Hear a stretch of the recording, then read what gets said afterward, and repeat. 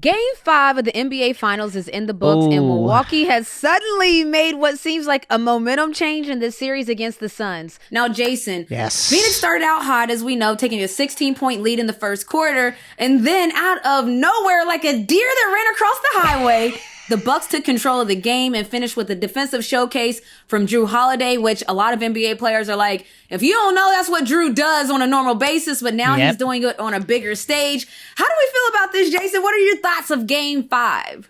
Well, this is why they got Jrue Holiday. This is why they splashed all the draft picks to get Jrue Holiday.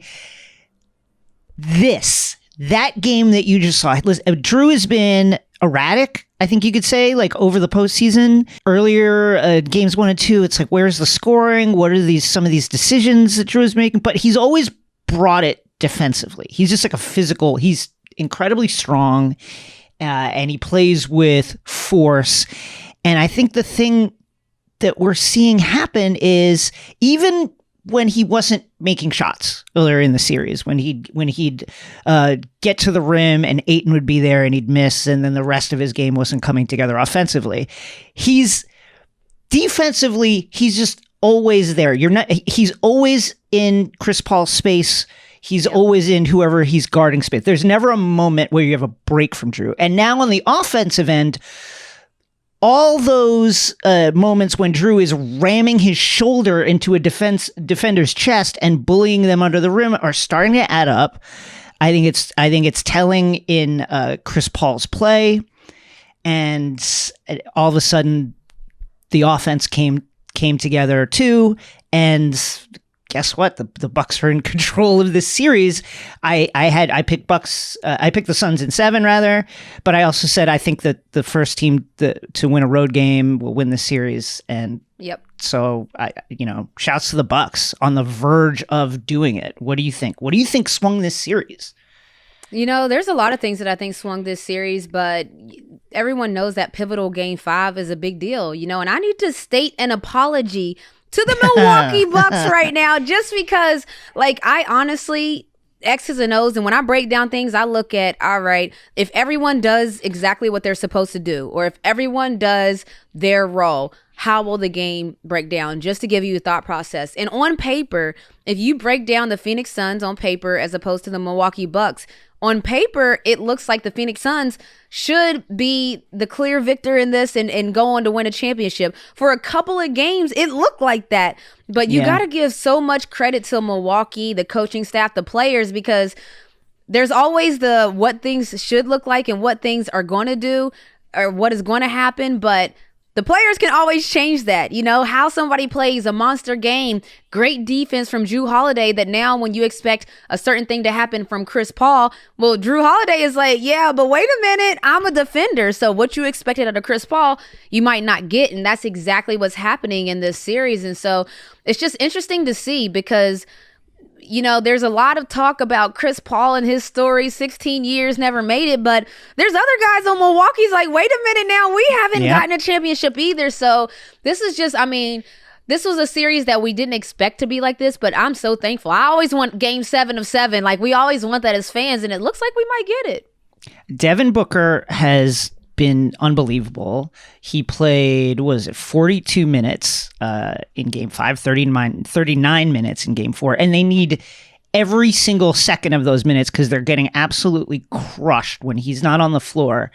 And part of that is, Chris Paul. There's been some people are wondering about his wrist. He seems to be flexing it at times.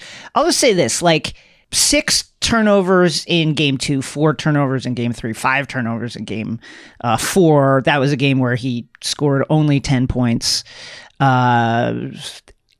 He bounced back offensively in Game 5, but it still feels like there's just a gear missing, and Booker is ably shouldering the burden, but they just need something else. If Chris Paul is going to play 80% of Chris Paul ceiling, they're just not going to win. And Ayton, now all of a sudden, that really incredible clip of Monty talking to DeAndre, where he's like, listen, you got to play with force. I need you to be a presence. I'm paraphrasing, of course, but like that really incredible moment it all of a sudden has a lot more meaning because Giannis is devastating them in the paint, like destroying them, devastating them. And they need Deandre Ayton, not just defensively, where he's, I think, grown leaps and bounds, not just defensively, but all over the court in his career in this postseason. They need him to play with that force that Monty was asking for. They need him to draw fouls on Giannis. They need him to draw fouls on Brook Lopez. They need him to be a real difference maker down there. And I just think that he's a young player and I don't think he's ready for it. So 6 free throws in game 5 in 45 minutes. Okay. 0 free throws in game 4 and 2 free throws in game 3. He's got to draw fouls. He's got to be like, I'm going to lay it up or I'm going to get fouled. He's a 70+% free throw shooter, almost 80. And he's got to make an impact there. And I think that's a part of his development that's just not ready for prime time yet. But they need it. They need it so desperately right now. So in game 5, because you talked about those 6 free throws in game 5, we know that game 5 winners of a tied series have won the series 21 out of 29 times in the NBA Finals.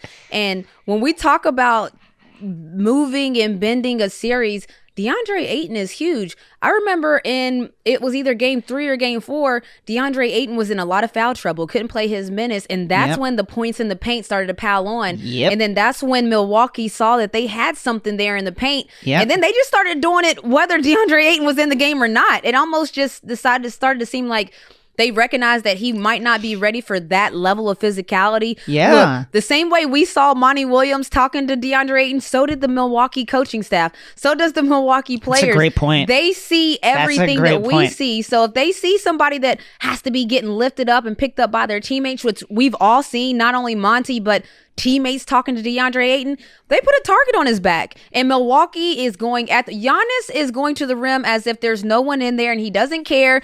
No regard for human life under there. And I mean, we're all seeing why. DeAndre Ayton has to figure it out because the more we see people giving him pep talks, and while great the pep talks are, as a competitor, if I see somebody getting all these pep talks, I'm like, yo, we got to go at this guy. Like, he's not where he is. Let me ask you that because famously, several finals ago, the Golden State Warriors got mad at a moment when Steve Kerr was talking to Steph Curry on the bench, and then that got played up. And now the coaches and the teams, I think, have some ability to veto it, to be like, don't share that. Do you think retroactively the Suns are like, man, we shouldn't have put that one out there?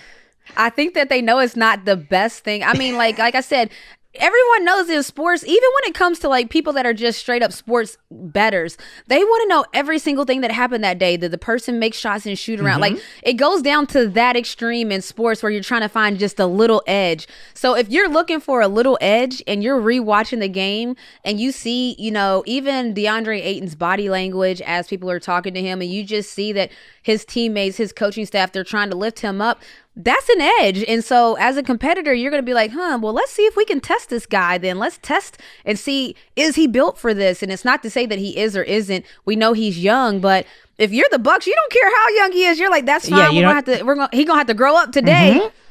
And that's the thing that when you mentioned, looking at this series on paper, and I think you're exactly right in that, looking at these two teams, it seemed obvious where the weaknesses that the Bucks had could be exploited by the Suns, right? Backcourt, pick and roll coverage, Chris Paul making when he gets the ball, gets a switch, or just has his man and can make all the right decisions. Same thing with Booker, the way they can pick apart a defense from the perimeter.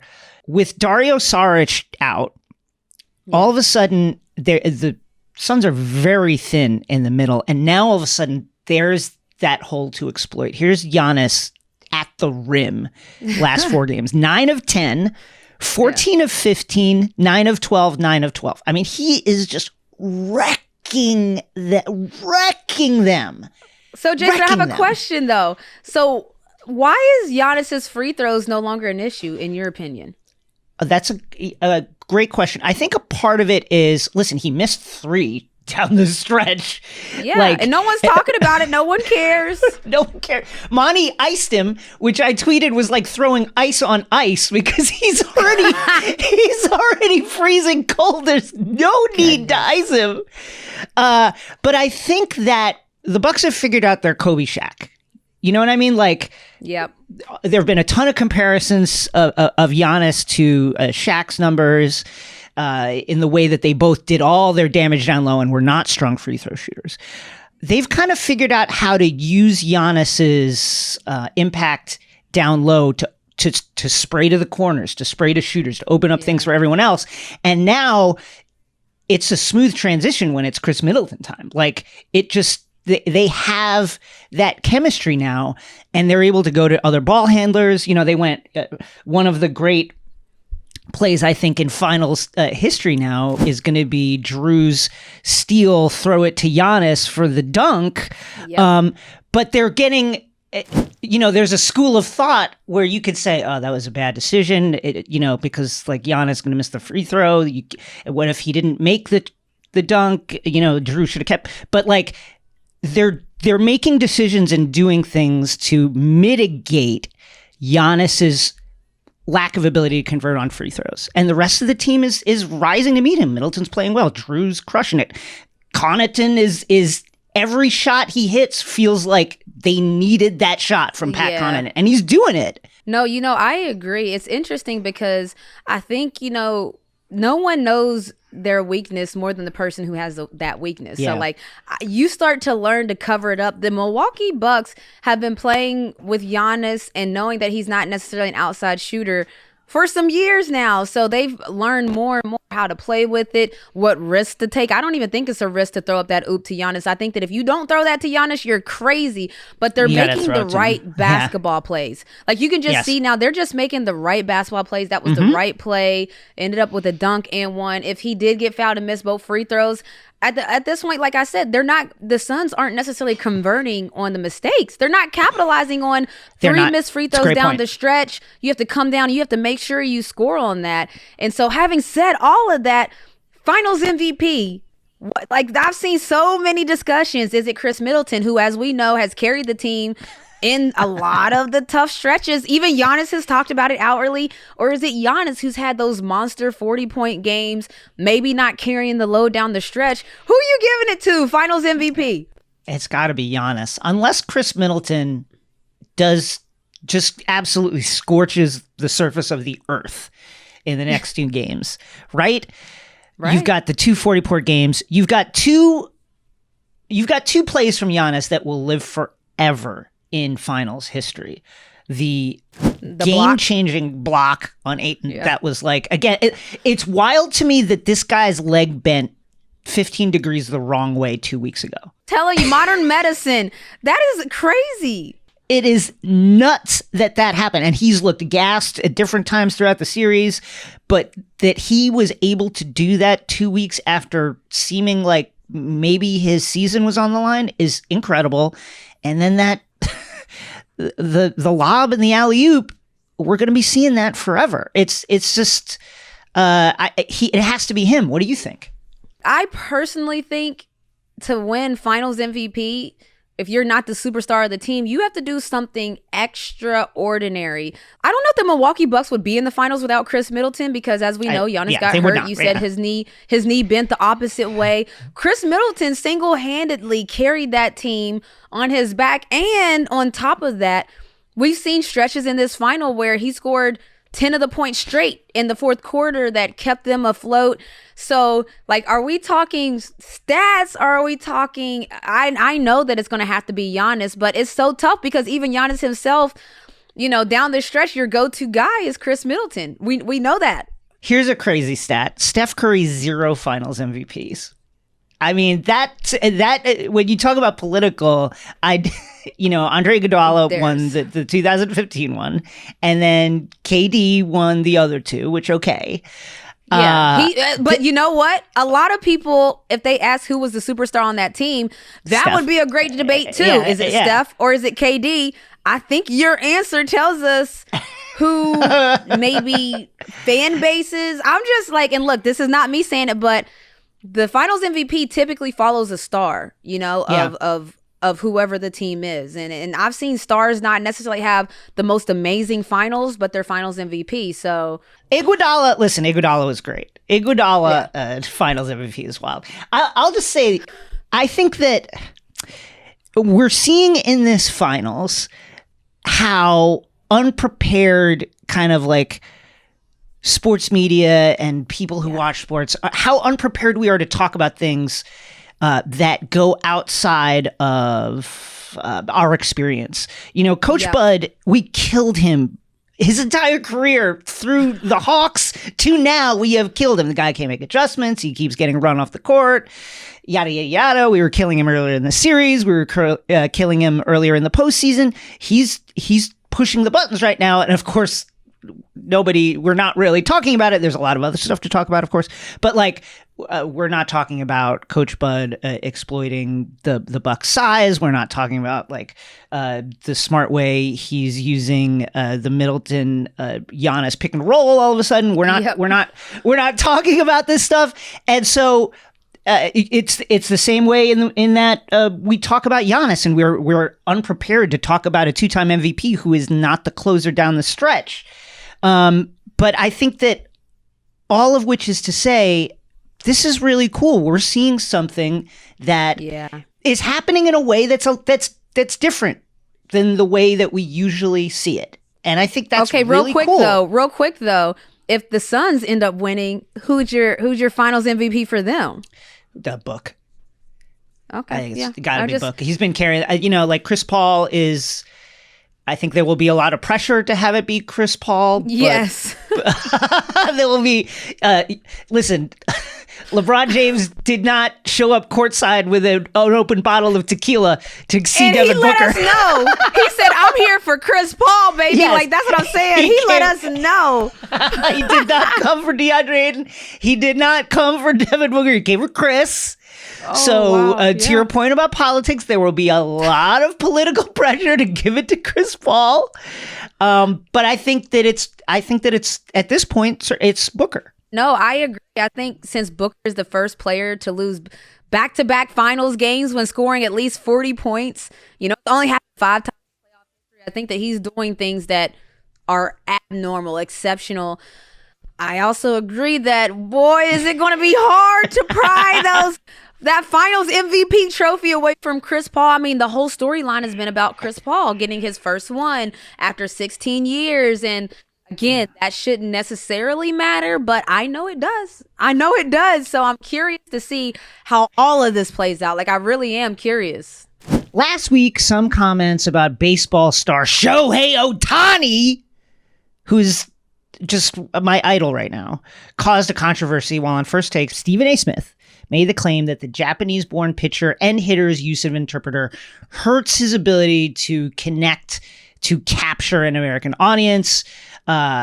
We should note that he has since apologized for these comments and that he was referring to the marketability and promotion of the sport. Ohtani is, despite Stephen A's comments, one of baseball's most marketable stars. He has $6 million in endorsements here stateside. That is more than Bryce Harper or Chris Bryant. Renee, what do you make of the idea that international players playing in America are not marketable if they can't speak English? I think that that's very old school. I feel like, we think of traditional marketing, and I think that's probably what Stephen A was referring to in a sense of, traditional marketing is I have a product, I hold it here and I say, try Bolt 24. I love the product. It's great for me. And that and then that's how you get the check, and that's how you continue to sell a product. But as we see with this digital age, there's so much you can do now. You could do illustration or animation of Ohtani now endorsing a product. You could have captions on a text of him promote. There's so many different ways now to get around a language barrier in this digital age with just the creativity that we do with digital marketing, that I just think that that's old school to think that you have to be able to articulate verbally that you endorse a product. Like I think that that's old school, and I think Stephen A realized that very quickly when he made the statement. For people that don't know, he said, when you talk about an audience gravitating to the tube or to the ballpark, I don't think it helps that the number one face is a dude that needs an interpreter. Now, like I said, a few hours later, too, he tried to clarify his comments, saying he was just talking about the marketability and promotion of the sport. We later know he came out with a full-blown apology online, another apology on First Take. But I think that, journalists have to really adjust with the times. The times are changing, and the way things are done, processed, are changing, and the journalists got to keep up. What are your thoughts? I think that, for one, I'm glad Stephen made the apology, and I'm glad that he clarified that he was talking about marketability and the promotion of the sport. I also think that these kind of conversations about notable people, celebs, or anyone speaking English, doing things to more, smoothly and efficiently appear to be part of mainstream society are often like code for something else.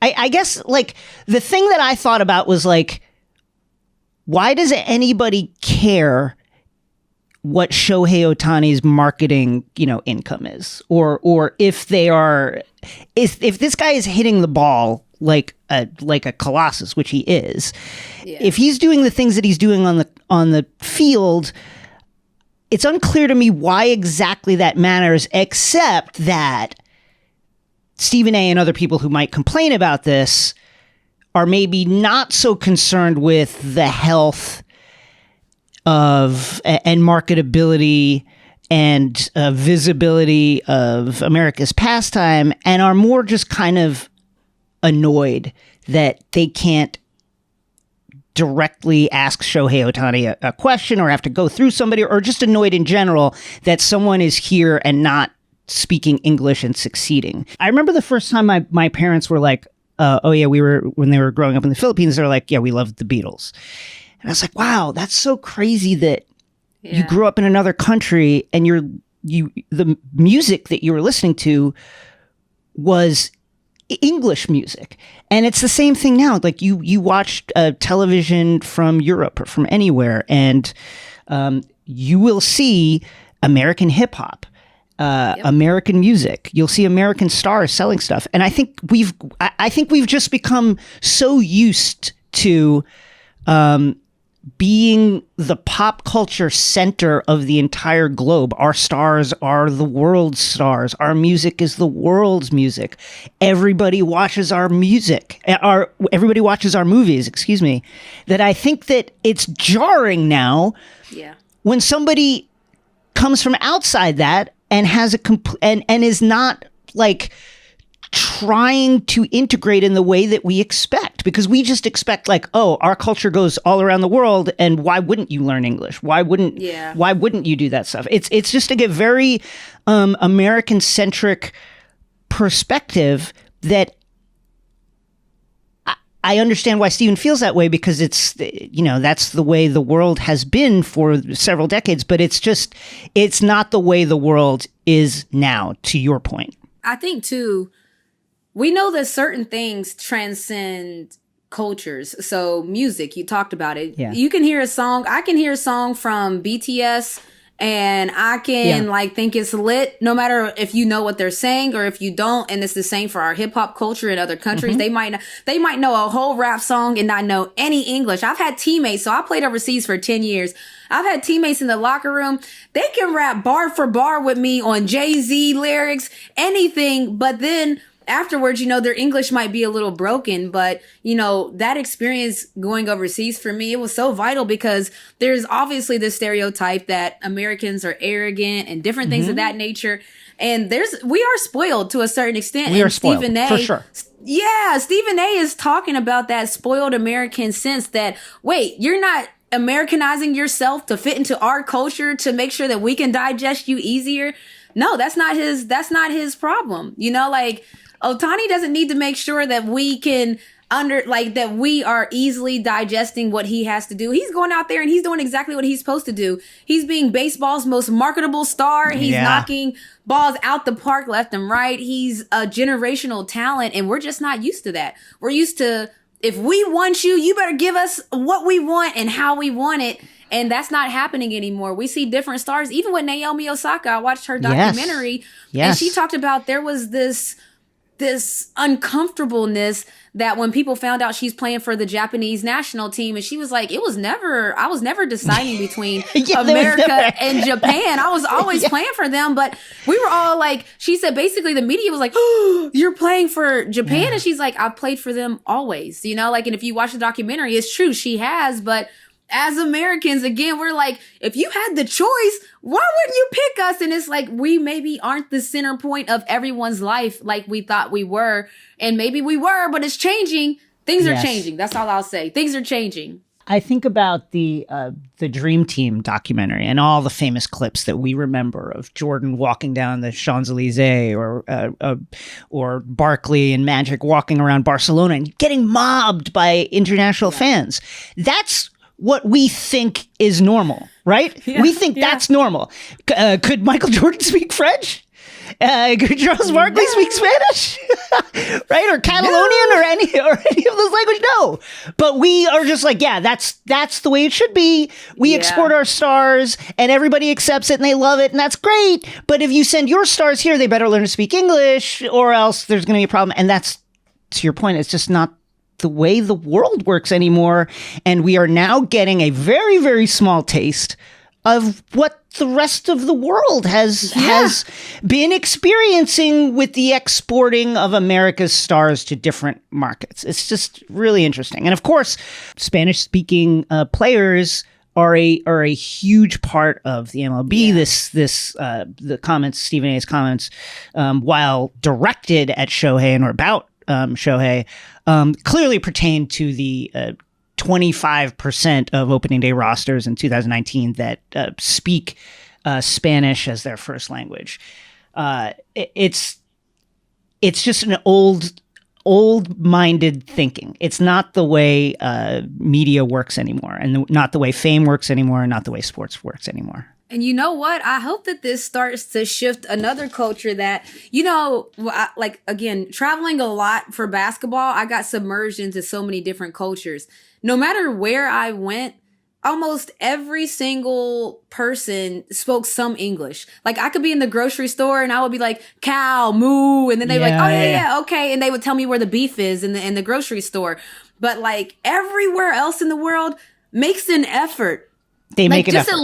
Just at least a little effort. Everywhere else in the world makes an effort to learn English, baseline, broken English, a certain amount. But Americans, there's a lot of us that we don't know, like, not even like, hola, ¿cómo está? Like, we don't know, you know what I mean? Like, we can't count to 10. We can't do a lot. Yes. And I think that says a lot about America. The rise of... It's only really been in the last several years with the rise of popularity of reggaeton and Bad Bunny blowing, baby! Bad Bunny blowing up, like going to multiple parties and or bars and or places where Bad Bunny is playing. And I know for a fact that many of the people there cannot speak Spanish or understand what Mr. Bunny is saying. But that's the only Mr. Bunny. It's only these last several years where I've really felt like, oh, there is a shift. At least to acknowledge the large population of the American citizenry that also speaks Spanish. But we're slowly getting there. Have you ever felt, when you were playing overseas, did you ever feel like a pressure to like learn Russian, learn anything like that? Yeah, I did. That's yes in Russian, but I didn't feel a pressure to. I put pressure on myself. Like, I wanted to know. Being a point guard overseas where your whole job is to communicate the plays, communicate what's going on in the game. If I don't know a certain thing, like, like I had to learn to say like, Davai, Dieka, like, let's go. Like, I had to be able to talk to them in their language for certain sports terms because I need to be able to do that on the fly. I don't need them to have to be thinking on the fly like, oh, how do I translate that? Or what does she mean? So I took it upon myself to learn some things.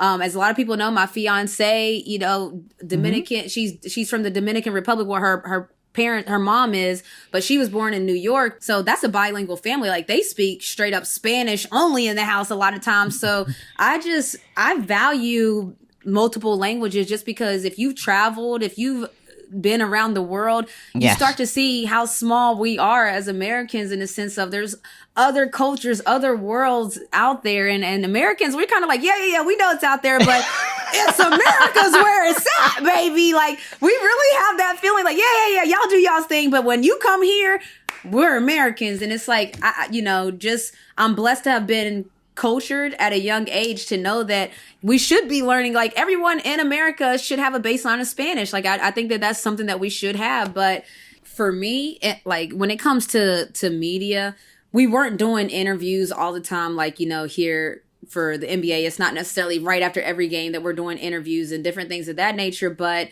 they did make an effort to make sure that when I did do media, I was comfortable. I had an interpreter, and the interpreter was working both ways. A lot of times too, the actual interviewer would talk to me in English. So, it might be broken English. It might, but I could still understand enough to answer it. So again, making the effort to try to talk to me in English because they knew that was my first language. I think that goes like, that says a lot about them because I'm talking to an audience that doesn't speak English. Their first language is Russian, but even still, they're talking to me in English. And that just shows how other countries are more apt to cater to maybe a different culture. And again, I know America is that culture that the world kind of understands, watches, whether it's fashion.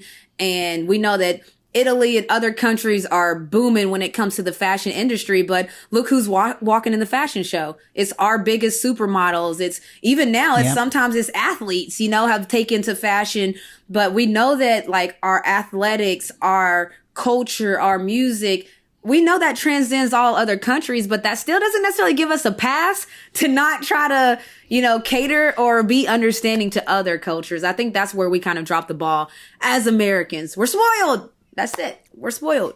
Okay, so the men's USA basketball team has had a bit of a rocky start, losing back-to-back exhibition games to Nigeria and then Australia. Props to those squads, but props to them. Yeah, props to those squads because people work a lot on these national teams. Like this is goals for them, but those were upsets to us nonetheless.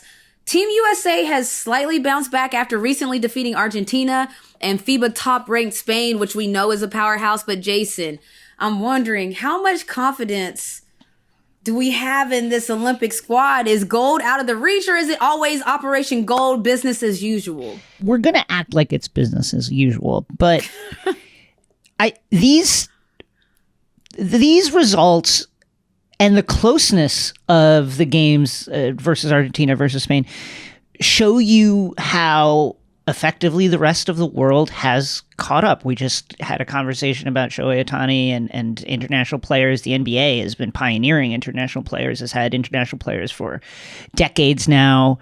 And those players go back to their national teams. They make them stronger. They share the knowledge and experience that they have. Yeah. A lot of times the coaches of those teams are coaches with NBA experience, and Team USA has a target on their back all the time. And if you want to give them somewhat of a break, the FIBA game is also ref differently. There are slightly different rules. It takes time to get used to that.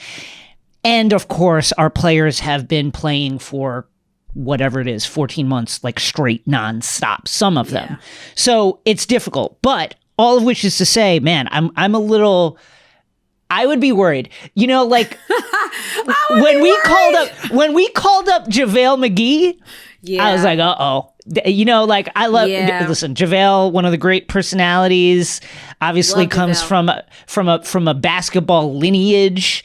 But that was like break glass in case of rim protection emergency. You would not say that JaVale is one of America's elite basketball players. No, I mean, look, this is just the facts. If you were naming your top post players from the United States of America, JaVale McGee would not be in your top 5. You know, he might not be in your top 10, but he's on our Team USA squad. So having said that, you know, this brings up, I'm glad you said, you know, they've been playing for 14 months straight, because this brings up a very interesting topic to me. When it comes to women's basketball, I just alluded to it about how I go overseas every year, and people might be wondering, well, how do you do that? I thought you played in the WNBA. Yep. I do. And so with women's basketball, we play in the summertime, we play in the WNBA. Yep. Then we usually have a 2-week break, and usually it's 2 weeks max. And you go play in a whole nother season in a whole nother country, and you start a brand new 6-month season. Then you have 2 weeks and you go back to the WNBA. So it's very interesting to me to hear people talk about now with the NBA and the men's team, but men's players, because that was a short break because of, everyone knows, the bubble season got the timing off, and then they had to start the NBA season pretty quickly. Why is no one talking about this on the women's side? You know, like the women, even when it comes to the WNBA, we play year round for 10 years straight. I want people to understand this. For 10 years straight, I played in the WNBA in the summer. Then I went directly overseas and played and rinsed and repeated for 10 years straight. At 10 years, I was like, whoo, I'm tired. My body's tired. I'm going to stop going overseas, and I'm only going to play in the WNBA. Then I played one more year in the WNBA. And so when WNBA players, like when I retired at the age of 34, like I played double the amount of seasons that people know about. So if I played 11 seasons in the WNBA, I played 22 seasons. And so now the men, they had basically 1 year of our women's basketball life. And all we keep hearing about is, what about the guys? They're tired. And so I just had to get that off my chest that I love it. Yeah, they probably are tired. I'm sure the women's players are tired too, because, you know, there's not a lot of talk about that. But having said that, not only are the men tired, but we don't necessarily take our best talent, because is the Olympics, and maybe I'm curious on your thoughts, where do the Olympics rank on when it comes to NBA players? Because, like, do they care if they get a gold medal, if they get that 200 million? Like, because we've seen plenty of times that players are like, look, I'm not playing in the Olympics because I got a big contract coming up. It's not that serious. Like, you know, like basically, I'm paraphrasing, but it's not that serious enough for me to get a gold, as opposed to lose a contract. So, you know, what do you think about that whole concept? I think that you make a good point. Like, cost benefit analysis, gold medal is not going to put my kids through college. You know what I mean? Like, if you're a free agent up for a big contract, if you're a player who's looking to take the next step in their career, in terms of developing their game, you probably think twice about going. If you're a player who, you know, has injury concerns as part of their career load management, you might think about not going. And then if you're just like, listen, we came close this year in terms of what we did in the postseason, I want to take that next step, I want to dedicate myself to my game, then you probably wouldn't go. I mean, listen, it's an interesting thing, right? Because isn't that supposed to be the most prestigious honor, to win an Olympic gold? I weirdly feel like at this point, post Dream Team, right? 30 years after the Dream Team, we weirdly care about the Olympics more if we lose. Like, as a country. And I'm talking specifically about basketball. If we win, it's, we're the best in the world. 100%. We have LeBron. LeBron's not there, but, you know, we have KD is there. Lillard is there. Draymond Green is there.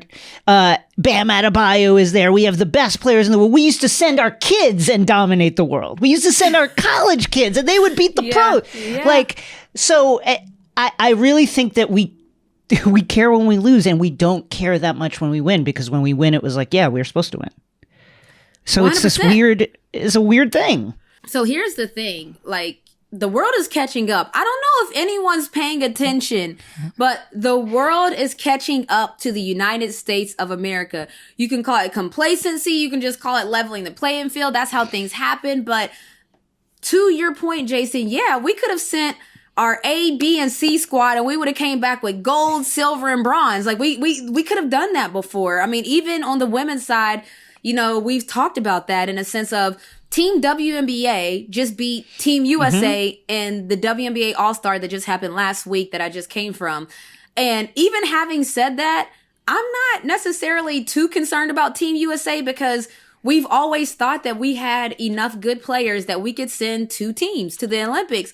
But now when our Team USAs are getting beat by these other countries, then it starts to make you raise an eyebrow that, maybe we're not head and shoulders above like we thought before. Maybe we do need our best guys. I mean, even though when you go down the men's roster, I'm just looking at the men's team, Bam Adebayo, Devin Booker, Kevin Durant, whom Pop had to beg to play. It's out. Literally on hands and knees. Google it. They had to beg Kevin Durant to play. Jeremy Grant, Draymond Green, Jrue Holiday, as we talked about, he's an emerging star in a sense of a lot of people are now seeing what he can do on the big stage. Zach LaVine, Dame Time, Chris Middleton, Jason Tatum. Those are all great players, and another thing about the NBA is a lot of the top NBA players are international players now, as we're seeing. We're finding that out quickly. But if you look at that list, you're not going to say that's our top players in America. You're just not. Yes, there's some of them, but are we good enough anymore not to send our top? I think that we kind of on the men's side. On the women's side, our top players want to go. People are fighting to go. Yeah.